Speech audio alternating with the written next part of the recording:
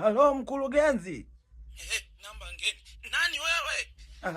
Mimi ndo yule kijana nilokuja kuomba kazi nikaleta dokumenti zangu hapo ofisini. Kumbe ndo wewe. Ndo mimi. Sasa wewe hatukuhitaji. Nimeshampa kazi mtoto wa mjomba. Kazi umempa mtoto wa mjomba? Kamemaliza chuo hapo juzi. Nikaona nikachomeke sasa hapo. Kwa sasa kuona mimi kwa sababu si nimetimiza vigezo vyote. Ndio, sasa nimwache mtoto wa mjomba wangu. Wewe nakujua. Kila Mungu. Kweli ni haki kweli hii.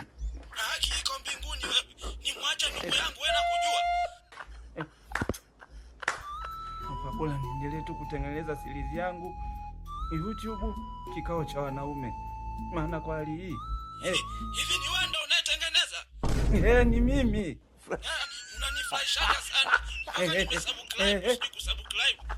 Sasa vipi sasa? Naweza nikapata nani kazi?